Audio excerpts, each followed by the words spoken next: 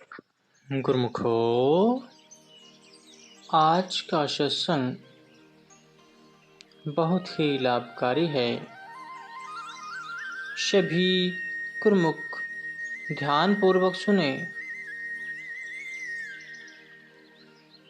और लाभ उठाएं। गुरुमुखो, भजन में मन क्यों नहीं लगता? आज इसी पर विचार करते हुए आज का सत्संग इस प्रकार है।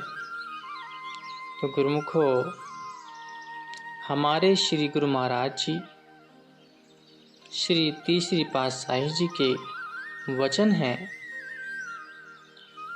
कि कुदरत की रचना में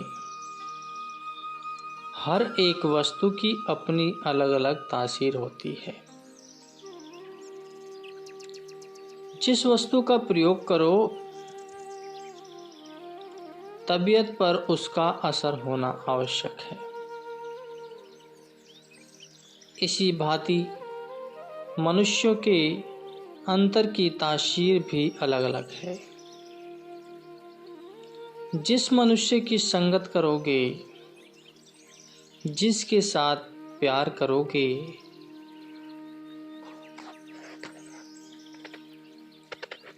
जिसके पास हर समय उठना बैठना और बोल चाल जारी रखोगे, उसके अंतर की तासीर आपके अंतर में अवश्य प्रवेश करेगी।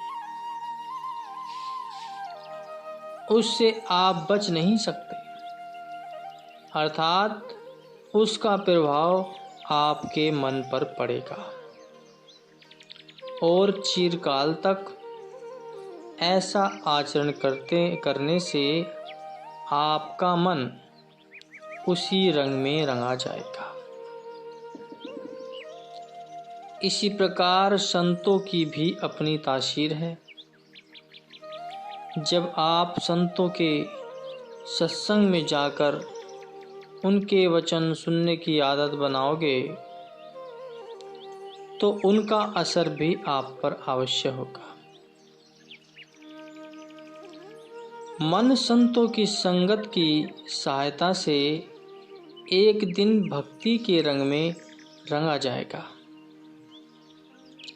फिर उसे भजन में भी रस आने लगेगा।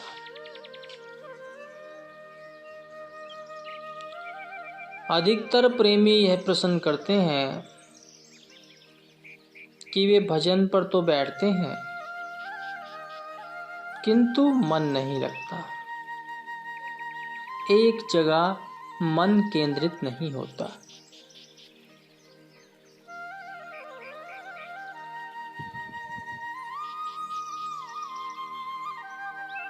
और न ही भजन में रस मिलता है।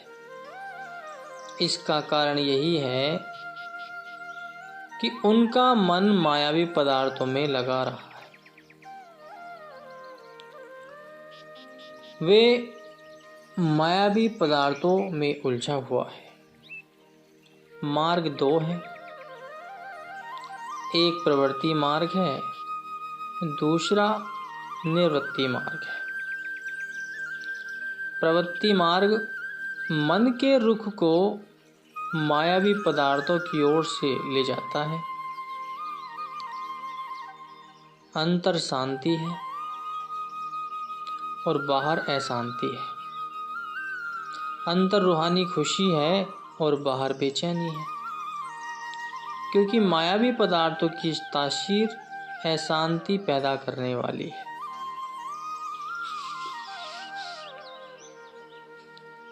जो माया के चक्कर में लगा हुआ है,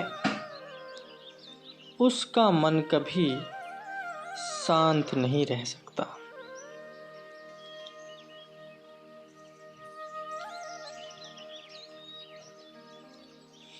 अगर किसी का मन अशांत रहता है, तो इसका कारण साफ है कि वह या तो भजन करता नहीं, अगर करता है तो उसका मन भजन के समय भी सांसारिक चीजों में ही उलझा रहता है।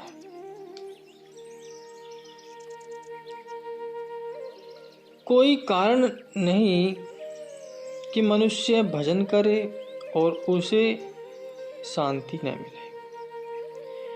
ऐसी कोई बात नहीं है कि मनुष्य अपना मन भजन में लगाए और वह लगे ना। भजन में रस न मिलने का एक और भी कारण है जो जिज्ञासु को ध्यान में रखना चाहिए।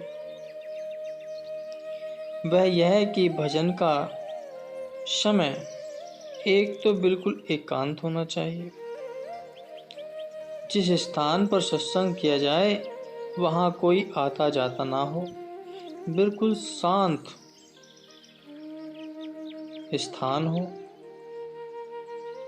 अर्थात उस समय बाहर के कामों से मन को अलग कर लेना चाहिए, क्योंकि वह समय उसका केवल भजन के निमित्त है। और दूसरे, उस समय से कुछ पहले ही मन से बाहर के संकल्पों को निकालकर उसे अंतर्मुख कर लेने की आदत डालनी चाहिए।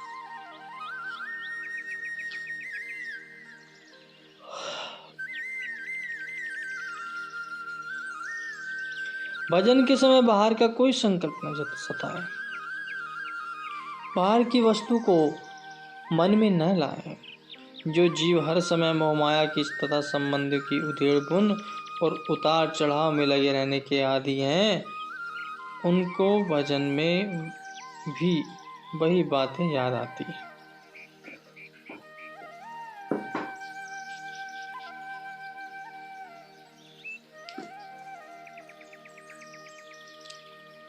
फिर वचन हुए थे कि मनुष्य की सुरती में बड़ी भारी शक्ति मौजूद है।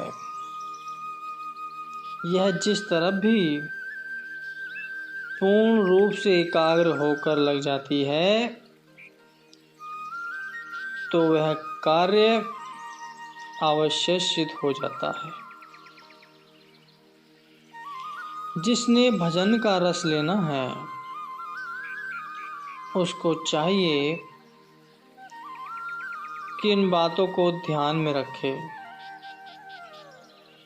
वह यह कि समय एकांत हो, सांसारिक संकल्पों से मन साफ हो, सुरती एकाग्र हो और साथ ही यह विचार भी मन में बना रहे कि यह संसार कुछ नहीं है, इसका मोह प्यार दुखदाई है।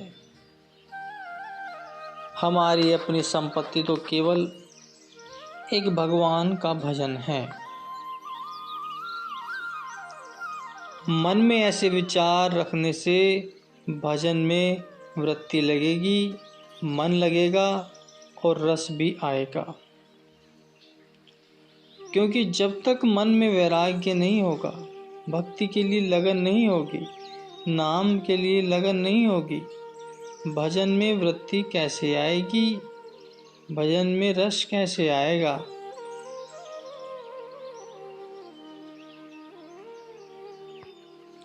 श्री भागवत गीता में अर्जुन प्रश्न करता है कि भगवान, मन बड़ा चंचल है,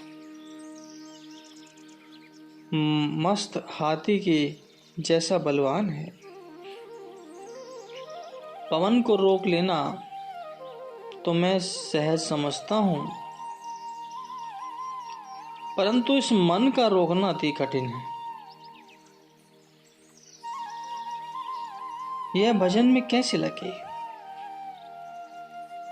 तब भगवान उत्तर देते हैं कि हे अर्जुन, इसमें संदेह नहीं कि मन बड़ा चंचल है। इसको एकाग्र करके भजन में लगाना आसान नहीं है, परंतु फिर भी निराश होने की कोई बात नहीं है। यह मन वैराग्य और अभ्यास की सहायता से वश में आ जाता है। और वचन है कि मलिन कर्मों से मन पर मैल चढ़ती है और शुभ कर्म करने से मन शुद्ध होता है। जब मलिन कर्म करते करते मन मलिन हो जाता है तो उसमें अनेक प्रकार के विकार पैदा हो जाते हैं। जैसे बीमार मैदे से खट्टे डकार आने लगती हैं, ऐसे ही मलिन मन से मलिन संकल्प उठकर जीव का लोक परलोक मलिन बना देते हैं। भला ऐसी हालत में भक्ति कहाँ है, वैराग्य कहाँ है? अगर वैराग्य नहीं है तो अभ्यास का क्या बनेगा? हमारे श्री गुरु महाराज जी श्री तीसरी पातशाही जी का एक और वचन है कि ख्यालों को जिस प्रकार की दिशा मिलती है, खुराक मिलती है, वैसी ही उसमें शक्ति पैदा हो जाती है। यही कारण है कि संतों ने जिज्ञासु के लिए यह उपदेश किए हैं कि वह अपने ख्यालों को अच्छी दिशा में और सही मार्ग में लगाए, यानी सत्पुरुषों के सत्संग में रहकर सत्य कर्म करने की आदत सीखे, ताकि उसका मन शुद्ध होकर शुद्ध संकल्प उठाए तथा वैराग्य को पैदा करे तथा भक्ति को पैदा करे। श्री रामायण के अंदर काकभूषण जी ने गरुड़ जी का ध्यान भगवान के भजन करने की ओर दिलाते हुए जोर दिया है कि हे गरुड़ जी, भजन के बिना जीव का भव सागर से पार होना असंभव है। इसलिए भजन अवश्य करना चाहिए।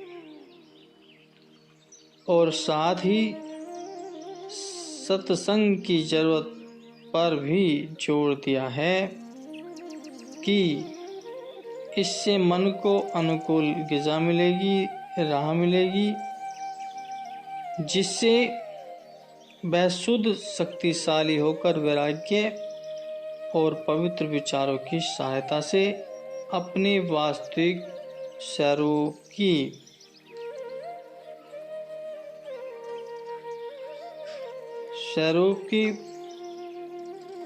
रखवाली करने के लिए योग्य बने।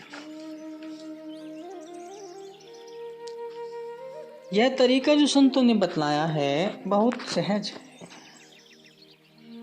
इस पर हर प्राणी बिना प्रयास के सहज रीति से आचरण करता हुआ अपनी असली मंजिल पर चढ़ सकता है।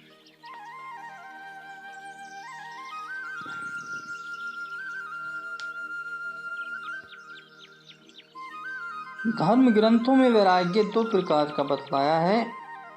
एक तीव्र वैराग्य जो जन्म जन्मांतरों के शुभ कर्मों के फल स्वरूप अपने आप मन में उत्पन्न होता है। दूसरा कारण वैराग्य, यह किसी विशेष कारण यानी संसार की ओर से भारी होकर और ठोकर लगने के बाद उत्पन्न होता है। वैराग्य तीव्र हो या कारण दोनों ही अभ्यास में वृत्ति लगाने के लिए सहायक हैं। इनमें कुछ भिन्न भेद नहीं है, परंतु फिर भी कारण वैराग्य से प्राणी को जो शिक्षा मिलती है वह विशेष ध्यान देने योग्य है।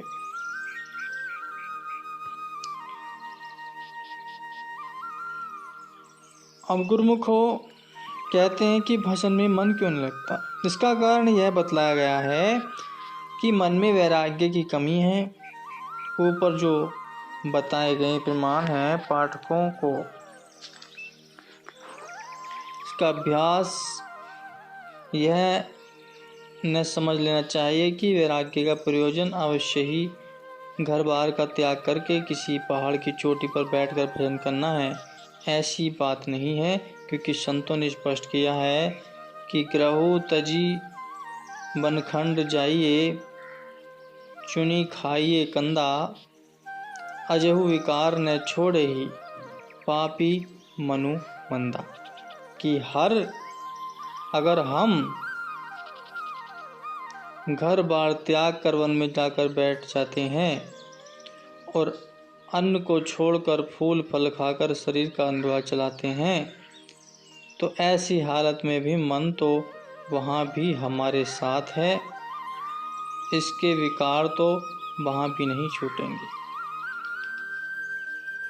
संतों का वैराग्य से अभिप्राय केवल यह है कि सांसारिक पदार्थों का नहीं बल्कि अब उनकी ममता का त्याग किया जाए, क्योंकि मोह ममता एक ऐसा बंधन है जिसकी डोरी में बंधा हुआ जीव संसार में बार बार आता जाता और जन्मता मरता रहता है। इस बंधन का काटना जरूरी है, इसी पर संत जोर देते हैं। वास्तव में जीव का मुख्य कार्य भी यही है और इसी कार्य की पूर्ति के निमित्त इसको मनुष्य शरीर मिला है। संतों का काम सत्य असत्य का निर्णय करना और मनुष्य को सद्मार्ग पर चलने के लिए सहायता देना है। संतों की सहायता तो हो सकती है, किंतु चलना इसने अपने पांव पर ही है। उनके वचनों के अनुसार परिश्रम किए बिना मन अपने आप भजन में स्थिर नहीं हो सकता। इसलिए अपने मन को तो अपने आप ही वश में करना पड़ेगा। मन तो बहुत चंचल होता है, जो एक स्थान पर नहीं टिकता।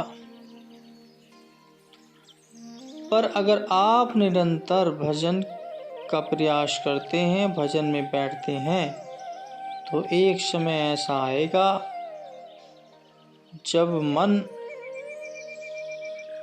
की मलिनता दूर हो जाएगी, मन एकाग्र हो जाएगा, मन एक जगह लगना शुरू हो जाएगा और भक्ति से परमात्मा की प्राप्ति हो जाएगी। बोलो जयकारा, बोल मेरे श्री गुरु महाराज जी की जय।